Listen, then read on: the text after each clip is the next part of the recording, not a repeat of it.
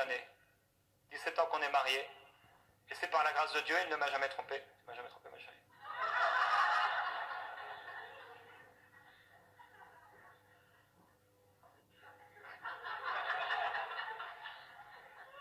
Vous savez qu'il y a des couples qui ne peuvent pas se poser ce genre de questions.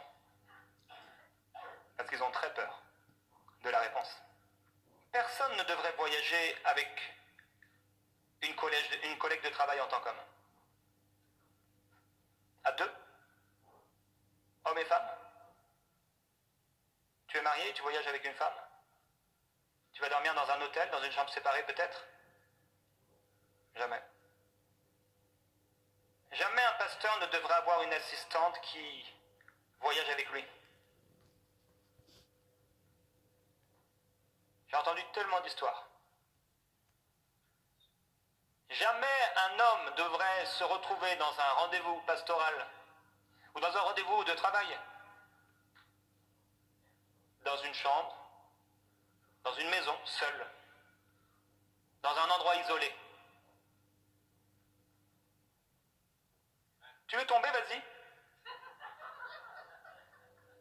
Tu veux rester debout, tu dis non. Pourquoi les disciples ont été étonnés quand ils ont vu Jésus parler avec cette Samaritaine? La Bible dit c'est parce qu'il était seul avec cette femme. Jésus était sage et intelligent. Bien qu'il soit le Fils de Dieu, il a mis des limites. La Bible dit Jésus a été tenté en toutes choses comme nous. Quand le diable lui a dit de se jeter au-dessus du temple, Jésus a répondu par la parole de Dieu. Comme quelqu'un a dit, on ne peut pas empêcher des oiseaux de voler au-dessus de notre tête, mais on peut les empêcher de faire un nid sur notre tête. Je suis à mon bien-aimé et mon bien-aimé est à moi. C'est ce que nous sommes inscrits dans nos alliances avec Annabelle. Elle est à lui, il est à elle. Mais entre ce moment où vous étiez fou amoureux de la personne que vous avez épousée, et aujourd'hui, il s'est passé du temps. Les soucis de la vie. Si nous ne sommes pas intentionnels dans notre mariage, ça n'ira pas bien. Si tu ne rajoutes pas du bois dans ton feu, le feu s'éteindra. Si tu ne cultives pas et si tu ne prends pas garde et si tu ne fais pas attention à la plante qui se trouve dans ton jardin ou dans ta maison, elle mourra. Si tu ne cultives pas ton couple, il va mourir. On a une responsabilité. Jésus dit, faites attention, de peur que ce jour ne vienne sur vous à l'improviste, car il viendra comme un filet. Veillez donc et priez en tout temps, afin que vous ayez la force d'échapper à toutes ces choses qui arriveront, et de paraître debout devant le Fils de l'homme. Je veux paraître debout devant le Fils de l'homme et ne pas avoir à rougir quand je vais me présenter devant lui, parce que toute œuvre passera en jugement. Toute œuvre qui n'a pas été, où on n'a pas demandé pardon, où il n'y a pas eu de repentance. Parce que les œuvres où il y a eu une sincère et profonde et réelle repentance devant Dieu et devant les hommes a déjà été jugée par Christ. Il y a des choses qui doivent être dites. Jésus était tellement intelligent devant les tentations. Si on n'avait pas fait attention avec Annabelle, dans notre couple, si vous n'aviez pas fait attention avec votre épouse ou votre époux dans votre couple, vous ne seriez plus ensemble. Pourquoi? Parce que le temps et les mauvaises circonstances et la pluie et l'orage et le tonnerre passent. C'était pas la responsabilité de l'autre seulement, c'était ta responsabilité. Oui, c'est vrai, il a placé l'homme dans le jardin pour le garder et le cultiver, mais c'était pas juste à l'homme, c'était aussi à la femme de garder d'ailleurs. Elle ne l'a pas gardé et elle a fait tomber son mari. C'était pas l'un ou l'autre, les deux avaient une responsabilité devant Dieu de garder, de cultiver ce qui leur avait été donné comme un don. C'est pourquoi il est écrit l'homme quittera son père et sa mère et s'attachera à sa femme et les deux deviendront une seule chair. Tu dois cultiver le jardin que Dieu t'a donné. Tu dois faire attention. Tu dois entretenir la flamme, le feu. Comme je disais hier, je n'ai qu'un restaurant dans lequel je peux manger. Il faut que je mange bien. Mon épouse n'a qu'un restaurant où elle peut manger. Il faut qu'elle puisse bien manger, que celui qui a des oreilles pour entendre, entende. Pourquoi Jésus a choisi 12 disciples, hommes? Imaginez s'il y avait une fille parmi eux.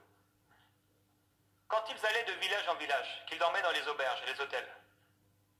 Vous imaginez le soir? Pierre qui est fatigué. Il s'est fait reprendre par Jésus. Il a envie de parler à quelqu'un. Judas est en train de dormir ou il est parti voler quelque chose. Et là, il entend dans la porte, dans la chambre juste à côté, une petite voix. Je t'aime, Jésus. Il fait les 100 pas dans sa chambre. Il va se confier dans quelqu'un. L'esprit d'adultère est hors du temps et de l'espace. Il voyage. Il se déplace. Et il se prépare. Il est patient, comme l'amour est patient. Quand une alliance est formée, il y a aussi une alliance qui est formée dans les cieux ténébreux. Une alliance est formée dans les ténèbres pour faire tomber le couple. Et des esprits se liguent pour travailler. Mais si on est planté dans la maison de l'Éternel et sur la parole de Dieu, on est gardé. J'étais un jour dans une conférence en Bretagne, je prêchais, j'étais parti seul. J'étais dans le train était bondé de partout, il n'y avait plus une seule place, et j'étais à ma place. Et je sens quelqu'un qui touche mes pieds. Et bon, ça arrive souvent quand les trains sont bondés. Alors je bouge un peu mes pieds, et les pieds de la personne en face de moi commencent à me toucher de plus en plus. Au point où je commence à me demander si c'est pas intentionnel. Et finalement, le pied de la personne en face de moi commence vraiment à bouger de haut en bas. Ça s'appelle faire du pied. C'était une femme magnifique, en face de moi, qui avait des intentions. C'était un esprit d'adultère. Il y a des choses qui tournent autour de plein de gens et on n'en parle jamais dans l'église. On ne veut pas parler d'argent et les gens l'utilisent constamment. On ne peut pas parler d'adultère et les gens sont souvent tentés. Les mariages sont divisés, les gens divorcent et on n'en parle pas. Et on a une responsabilité devant Dieu et devant les hommes de parler de ces choses parce que vous avez été tentés. Parce que Jésus a été tenté. En toutes choses. Ça veut dire dans tous les domaines, comme nous. Savez-vous que Jésus a été tenté? Dans les mêmes domaines et les mêmes sujets que vous? Mais lui n'a jamais fléchi. Il n'est jamais tombé. J'ai pris la parole de Dieu, je l'ai posée sur la petite table, et j'ai commencé à méditer. Et au moment proche de l'arrivée, pris la parole de Dieu, je l'ai posée sur la petite table et j'ai commencé à méditer. Et au moment proche de l'arrivée, à lui partager un peu l'évangile. Il y a tellement d'adultère partout et c'est tellement facile d'y tomber. Si on ne veille pas, si on ne fait pas attention. Un jour, une femme avec qui dans mon adolescence, j'avais été pendant, peut-être, je sais pas, 1 an, 2 ans. Elle m'écrit des années après. On était en région parisienne. Et quand je me suis marié, j'ai fait quelque chose de peut-être bizarre. Mais j'étais revenu à Dieu. J'étais en feu. J'étais revenu 1 an et demi peut-être, 1 an et demi à peu près avant mon mariage au Seigneur, pleinement. Et j'étais voir plusieurs filles avec lesquelles j'avais été auparavant pour leur prêcher l'évangile. Et l'une de ces filles, quelques années plus tard, elle m'écrit sur Facebook. Elle me dit, en gros, que ça c'est pas super son couple, que son mari n'est pas à la maison et que je peux aller la rejoindre. L'esprit d'adultère. Dernièrement, on a un appartement qu'on fait louer. Et dans cet appartement, quand les locataires l'ont loué, ils ont repeint tout l'appartement. Et il y a une fille, un garçon, ils sont à moitié ensemble. Vous savez, dans le monde, on ne sait jamais trop. Et je reçois un message un jour, un soir, et la fille me dit veux-tu venir voir la peinture de l'appartement? Elle cite le prénom de la personne, et en le disant il n'est pas là, je suis seul. C'est bizarre. L'esprit d'adultère.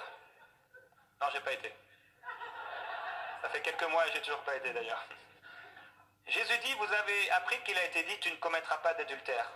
Mais moi je vous dis que quiconque regarde une femme pour la convoiter a déjà commis un adultère avec elle dans son cœur. Si ton œil est pour toi une occasion de chute, arrache-le, jette-le loin de toi. On peut donc commettre un adultère dans notre cœur, parce que personne ne s'est retrouvé dans le lit de quelqu'un d'autre sans avoir pris une décision. Ça se passe ici, mais ça se passe avant ici, dans le cœur. C'est pour ça que la Bible dit garde ton cœur plus que toute autre chose. Si tu n'es pas décidé, si tu n'es pas convaincu, si tu n'es pas fort, tu vas tomber. Si tu ne te muscles pas, ça te sera impossible de porter certaines montagnes et de les déplacer. Il faut que tu sois fort, il faut que tu te muscles, parce que tu as un adversaire. Le Seigneur t'appelle en tant qu'époux à regarder droit devant toi. Le Seigneur t'appelle en tant qu'épouse à ne dévier ni à droite ni à gauche de ta relation avec ton époux. Avez-vous déjà remarqué, on le disait hier, que c'est au moment où Jésus a eu faim que Satan est apparu. Et que lui a-t-il dit? Transforme cette pierre en pain. C'est au moment où l'époux a faim que l'esprit d'adultère va se manifester. C'est au moment où l'épouse est fatiguée, lassée peut-être, découragée, que l'esprit d'adultère va venir. C'est exactement au moment où Jésus a commencé à ressentir la faim dans son corps, après 40 jours, que Satan s'est présenté devant lui. C'est à Gethsémane, au moment où c'était le plus difficile, où il allait donner sa vie, que les oppressions spirituelles ont commencé à entourer Jésus comme jamais auparavant, au point où il a commencé à gémir dans la prière et l'esprit, et au point où des grumeaux de sang ont commencé à couler de son front, tellement le combat et l'esprit, et au point où des grumeaux de sang ont commencé à couler de son front, tellement le combat était intense. Mais Jésus dit, ne craignez pas, j'ai vaincu le monde.